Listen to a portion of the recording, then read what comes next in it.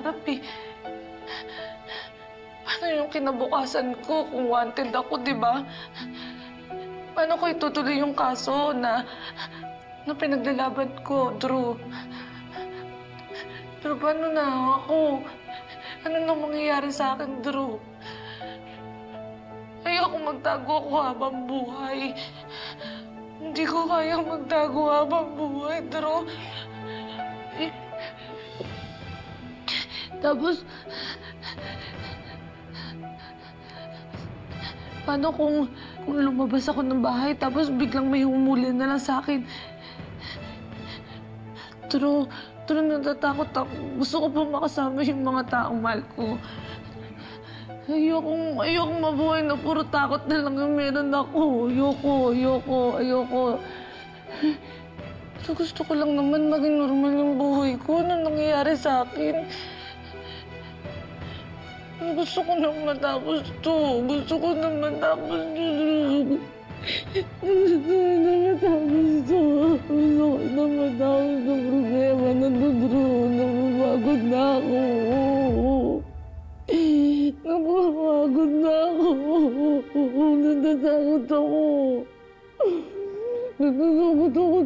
Natatakot na ako.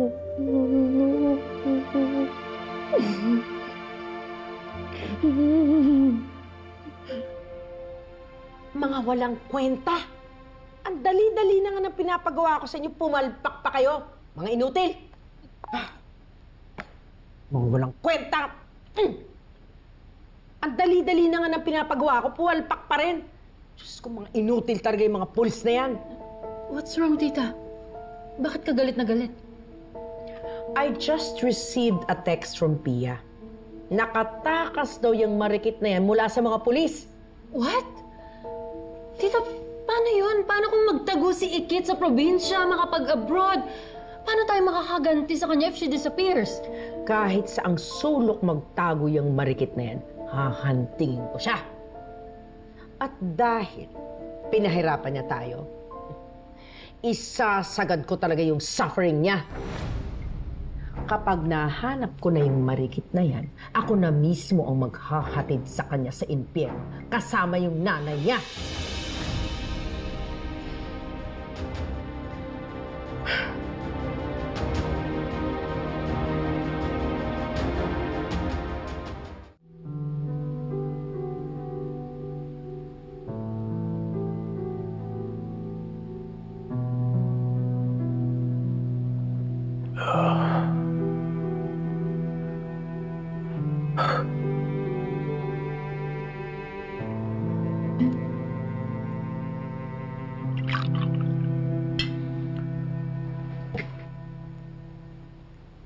Kuya.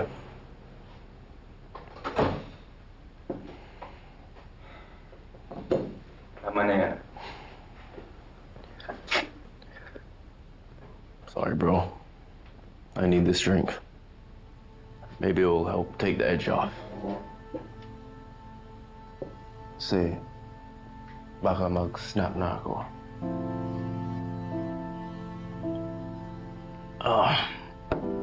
First, Dad gets murdered. Then, Mom goes missing. And now Ikit is being accused of murdering him.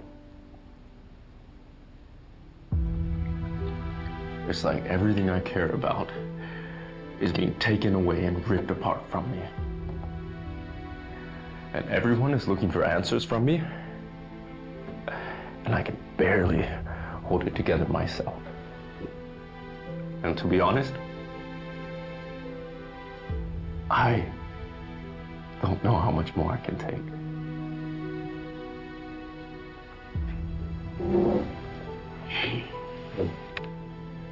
It's gonna be okay, Kuya. Nag-file na ako ng missing persons report. Hinahanap na ng police si Mom. And when it comes to Ikit, look, we just have to work harder para maklear yung name niya. I know you like Ikit. But please, don't let your feelings cloud your judgment.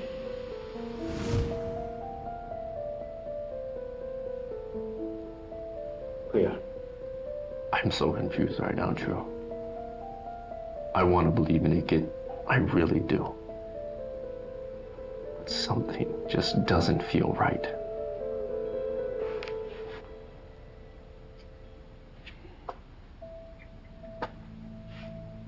Akala ko ba mahal mo siya?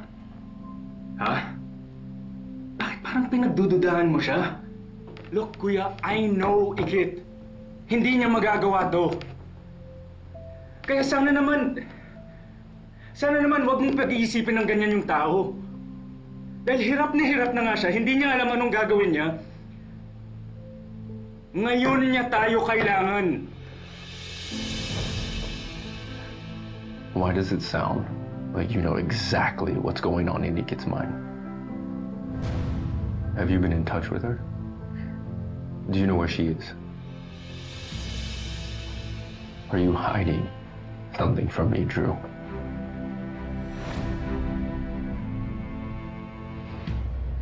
I'm sorry, kuya. Pero hindi ko alam kung nasan si Ikit. Pero pag makakausap ko siya, I will assure her na hindi ako katulad ng iba na iiwan na lang siya sa ere. Tutulungan at dadamayan ko siya hanggang malampasan niya to. Dahil ganun ko siya kamahal.